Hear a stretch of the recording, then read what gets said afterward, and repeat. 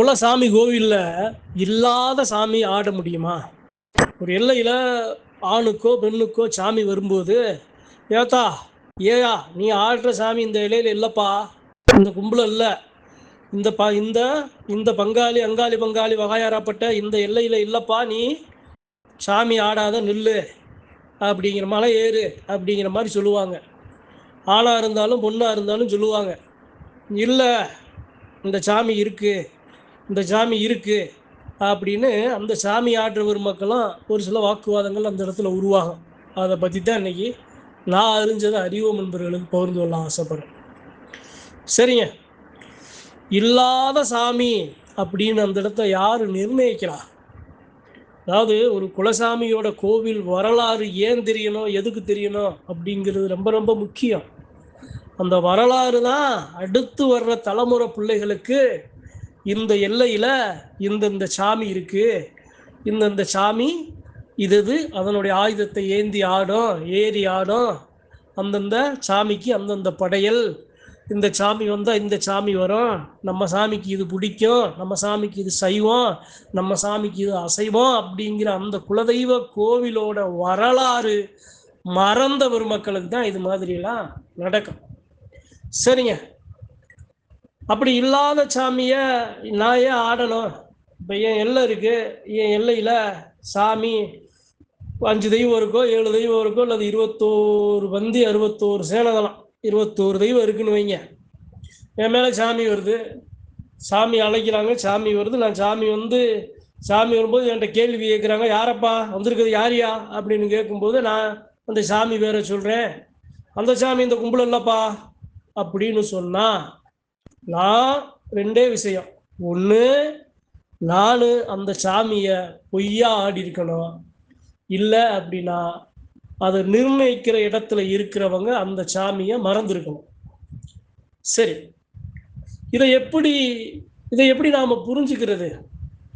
அதை எப்படி தெரிஞ்சுக்கிறது? இந்த சாமி அந்த எல்லையில தான் இருக்கு அப்படின்னு எப்படி நிரூபிக்க முடியும்?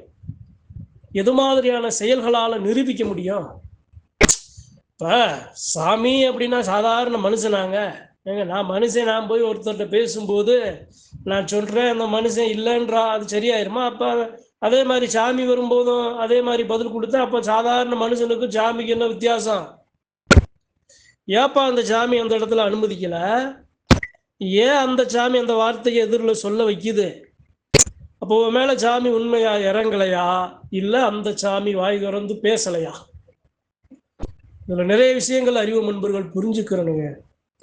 சாமி ஆடுறதுங்கிறது சாதாரணமாக நம்ம மனுஷனுக்கு இருக்கிற ஆசை தான். ஆனால் அந்த சாமியை ஆடி அந்த சாமி பேரை அந்த இடத்துல சொல்கிறதுனால நம்மளால் அந்த தெய்வத்துக்கு ஒரு அவமானங்களை நாம் உருவாக்கிடக்கூடாது. அறியாத சனம் புரியாத சனங்க. 5 விரலும் ஒன்றா இருக்கா, 10 விரலும் ஒன்றா இருக்கா? இல்லை. சரி, அதை என்ன பண்ணணும்? இல்லைங்க, உண்மையாக என் மேலே சாமி வந்துச்சு, உண்மையாக வந்துச்சு, சத்தியமாக வந்துச்சு. அந்த சாமி இப்போ வரலை, பல வருஷமாக வருது, என்ன மீறி வருதுங்க, எனக்கு தெரியுதுங்க, என்னால் உணர முடியுதுங்க, என் மேலே அந்த சாமி வந்தது உண்மைதாங்க. ஆனால் அவங்க அந்த எல்லையில் இல்லை அப்படின்னு சேர்த்துக்க மாட்டுறாங்க. சரி சரி, அப்போ அந்த சாமியோட சக்தி, அப்போ அந்த சாமி உன்னைய சோதிக்குதா, இல்லை அந்த எல்லையில் இருக்க மக்களை சோதிக்குதா? எப்போ வர்ற சாமி, உங்ககிட்ட வர்ற சாமி எதிரில் நிற்கிற சனங்களுக்கு ஏன் நான் இருக்கேன் அப்படின்னு காட்டி கொடுக்கல.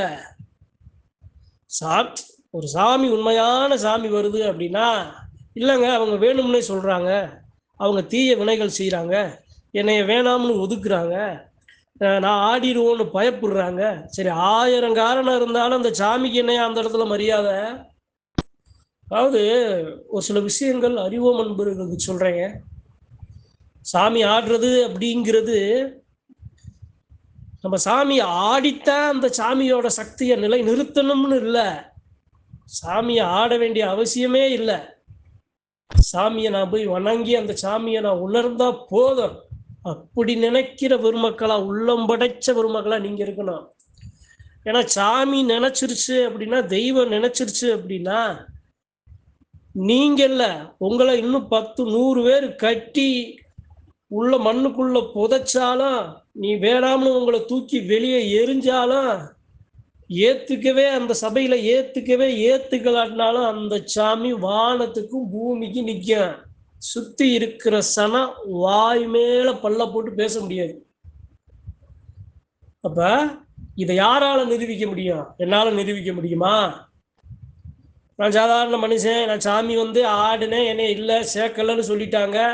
அப்ப என்னால நிரூபிக்க முடியாது. நிரூபிக்க வேண்டிய பொறுப்பு கட்டாயம் யாருகிட்ட இருக்கு? அந்த சாமிகிட்ட இருக்கு, அந்த தெய்வத்திட்ட இருக்கு. அந்த சாமி நிரூபிக்கணும். எப்படி நிரூபிக்கணும்? ஏய், எல்லையில இருக்கண்டா, இல்லாதவனை படுக்க போடணும். சொல்ல மாறி சொன்னவனை, என்னுடைய வீட்டுல என்னைய இல்லைன்னு நீ சொல்றியா, பாடுறா நான் இருக்கண்டா அப்படின்னு போய் அந்த மக்களுக்கு அந்த தெய்வம் காட்சி கொடுக்கணும். அந்த சக்தியை அந்த சாமி வெளிப்படுத்தணும்ல. சரிங்க, அது செய்யலைங்க, அந்த சாமி செய்ய மாட்டேதுங்க, அந்த சாமி பேச மாட்டேதுங்க, அந்த சாமி அப்படி இருக்கிறவங்களை புரிய வைக்க மாட்டேது. அப்படி இருக்க சாமியை நீங்க ஏங்க ஆடணும்னு துடிக்கிறீங்க? சாமியை ஆடித்தான் அதனுடைய சக்தியை, அதனுடைய அன்பை, அதனுடைய அருளாசியை நாம பெறணுமா? சாமி ஆடுறது நமக்காக இல்லைங்க. முன்னாடி நிற்கிறாங்கல்ல அந்த சனங்களுக்காக. உன் மேல சாமி வரலன்னு சொல்றாங்கல்ல, அந்த சனங்களுக்காகத்தான் அந்த சாமி இறங்குது. சாமியே ஆடுறீங்க, அப்படி சனங்களுக்கு அந்த சாமி தேவை இல்லைங்க. அப்படி சனங்க அந்த சாமியால நல்லது பெற வேண்டிய அவசியம் இல்லைங்க. சாமி உண்மையான சாமி இருக்கு அப்படின்னா வாழட்டும், எல்லா மக்கள்கிட்டையும் சொல்லட்டும், எல்லாத்தையும் நம்ப வைக்கட்டும், அதுக்கப்புறம் உங்களை தொடட்டும். நீங்க அது வரைக்கும் சாமி ஆடாதீங்க. ஒரு எலுமிச்சம்பழத்தை கையில பிடிச்சி இறுக்கி பிடிச்சி நின்றுக்குங்க. சாமி ஆடி அவமானப்படுறதை விட சாமி ஆடாம அந்த தெய்வத்தை மனதளவுல நினைச்சு சந்தோஷமா வீட்டுக்கு வாங்களேன். மறுபடியும் சொல்றேன், சாமி ஆடுறதுங்கிறது நாம நிர்ணயிக்கப்படுறது அல்லங்க. நாம நிர்ணயிக்கப்பட்டோம் அப்படின்னா இது மாதிரி போலியாவும் இது மாதிரி ஒரு சில அவமானங்களும் நமக்கு உருவாகும். நாம என்ன பண்ணுவோம் அப்படின்னா, சாமியை அந்த தெய்வ நிலையை நமக்குள்ள வளர்ற முன்னாடியே நாம பேராசப்பட்டு நாம வெளிப்படுத்திடுவோம். அதான் பெருமக்கள் ஒரு சில இடங்களை செய்யற தப்பு. அந்த தெய்வ போன போக்குல இந்த தேகத்தை, அந்த மனசை, இந்த சிந்தனையை போக விடணுங்க. அந்த சாமியை வந்துச்சா ஆடுறேன், இல்லையா சந்தோஷமா நிக்கிறேன்ப்பா, ஓரமா நிக்கிறேன், தான் உனக்கு சேவகம் பண்றேன், கோவிலை கூட்டி பெருக்கி என்னால் முடிஞ்ச வேலையை செஞ்சுட்டு உன்னை கை கண்ணறக்க பார்த்து சாமியை கும்பிட்டு நான் போறேனப்பான்னு போனேன். இல்லப்பா நான் தான் ஆடுவேன்னு நீங்க போய் நின்றா அது வெறும் பொய்யாக போலி சாமியா தாங்க அந்த இடத்துல பிரதிபலிக்கப்படும். இன்னைக்கு இந்த பதிவு எதுக்கு சொல்றேன் அப்படின்னா, இல்லாத சாமி அப்படியே இந்த சாமி இருக்கு இல்லைங்க, நீங்க சொல்றதெல்லாம் சரித்தாங்க, ஆனா அந்த சாமி இருக்குன்னு சொன்னா தானங்க, அது இருக்குன்னு சொல்லி அந்த சாமிக்கு கொடுக்க வேண்டிய பூச புனஸ்காரம் கொடுத்தா தானங்க அந்த சாமி பேசும், வளரும், அந்த சாமி சக்தியா துடிகொண்டு பேசும். சாமியே இல்லைன்னு சொல்றாங்களே, அந்த சாமிக்கே படையல் போட மாட்டாங்களே, அந்த சாமியோட பெயரை கூட நாவல உச்சரிக்க மாட்டாங்களே. இப்ப என் மேல எத்தனை வருஷமா சாமி வந்துகிட்டே இருக்கு. அப்ப அது என் குலசாமி இல்லையா? அது வேற சாமியா? அதாவது நம்ம மேல வர்ற சாமிய நாம பரிசோதிக்கணும். நமக்கு 6 அறிவு இருக்குல்ல. சாமியே வந்தாலும் நீ வந்தது என் மேல உண்மையா? நீ என் மேல வர்றா, சரி, என் மேல நீ வர்றையா இல்லை எனக்கு ஒரு சில ஆசையை காட்டுறியா? இல்லை நான் உன்னே நீ தெய்வம், நான் சாதாரண மனுஷன், நீ என் மேல வர்ற அப்படின்னு நான் எனக்கு எனக்கு உறுதி கொடுப்ப? நீ வந்ததை நான் வாய் விட்டு சொல்லக்கூடாதுப்பா, சுத்தி இருக்க சனங்க சொல்லணும். இந்த ஆளுமை இந்த இவர் மேல இந்த சாமி வந்திருக்கப்பா, இவர் மேல முத்தையா வந்திருக்காரப்பா, இவர் மேல கருப்பேன், சின்ன கருப்பேன், பெரிய கருப்பேன், ஐயனாரு, இந்த மாதிரி செங்கிலி கருப்பேன், நொண்டி கருப்பேன், அக்கினி வீரபத்திரன், சுடலமான, இது மாதிரி தூண்டி கருப்பேன், இந்த மாதிரி இவங்க இந்த சாமி இவங்க வந்திருக்குன்னு சனங்க சொல்லணுமே. என்னைய ஏன் சொல்ல வைக்கிற? நான் போய் அங்கே நல்லா எனக்கு உடம்பு புல்லரிக்கும், உன்னைய நினைப்பேன், ஆசைப்படுவேன், நான் அங்கே போய் கத்திக்கிட்டு நான் சாமி ஆடுவேன். அப்போ என்னை எதிர்த்து கேள்வி கேட்கும்போது நான் உன் பேரை சொல்லுவேன். ஒரு சனம் ஏற்றுக்க மாட்டுது. அந்த நிலையை மாத்தப்பா, என் மேலே வந்து நில்லு, என் மேலே வந்தது யாருன்னு அங்கே இருக்கிற சனத்தை சொல்ல வை அப்படின்னு நீங்கள் அந்த சாமிகிட்ட திருப்பி நீங்கள் கோரிக்கை வைக்கணுங்க.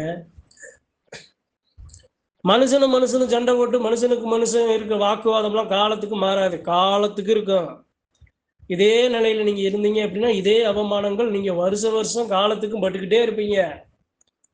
உங்க சாமியை தட்டேத்தி விடணும், உங்க சாமி துடிகொண்டு பேசணும். உங்க சாமிக்கு இல்லாத அக்கறை உங்களுக்கு எதுக்குங்க?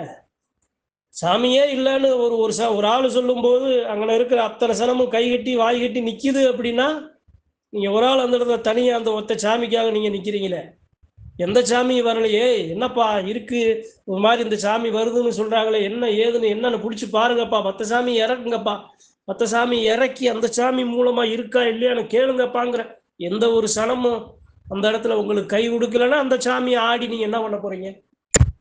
நீங்கள் என்ன பண்ண போகிறீங்க? இல்லைங்க, மறக்க முடியலைங்க.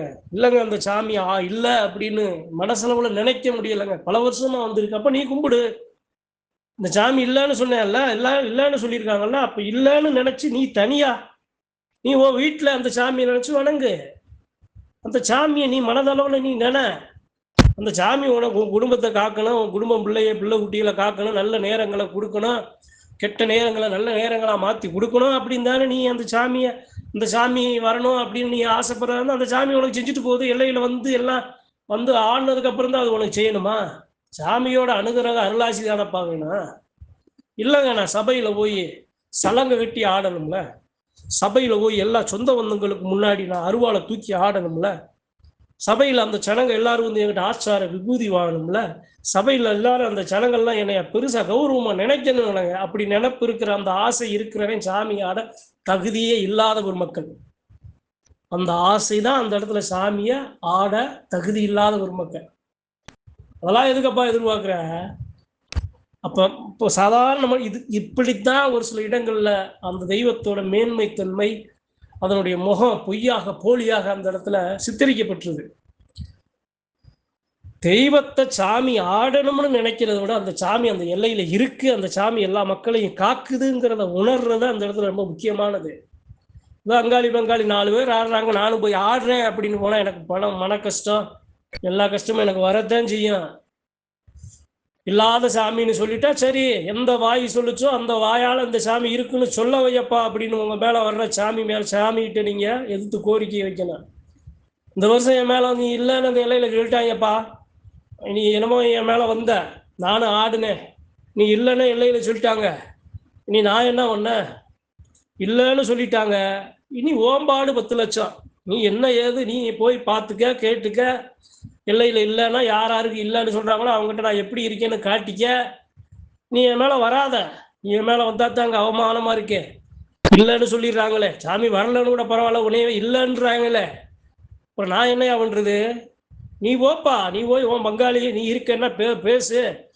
இந்த இந்த வம்சாவளியை தானே காத்து வந்திருக்க, அவங்களுக்கு தெரியாமல் கண்ணை கட்டி இருக்கா, அதான் சரி பண்ணப்பா அப்படின்னு உங்கள் மேலே வர்ற சாமிக்கு ஆணாக இருந்தாலும் பெண்ணாக இருந்தாலும் சொல்லுங்கள். சாமிக்கு ரோசம் வரட்டும். மனுஷன் நீங்கள் மனவழி எப்படி இருக்கும்? சாமி ஆடுறான், கத்துறான், ஊரு பேர் எல்லா இடத்துலையும் எல்லா மக்களையும் பார்க்கும்போது அந்த இடத்துல கத்தும்போது அந்த இடத்துல ஏன் எதுக்கு அப்படின்னு கேட்கணும்ல. இப்போ அந்த சாமிக்கு ரோசை வரணும்ல. நீ இல்லைன்னு சொன்ன கோவம் எனக்கு வருது, அதே சமயம் உனக்கு வரலையே அப்படின்னு அந்த சாமியை சொல்லி அந்த சாமியை தட்டேத்தி அந்த சாமியை பேச வைங்க. நன்றி, வணக்கம். மற்றும் ஒரு பதிவில் சந்திப்போம்.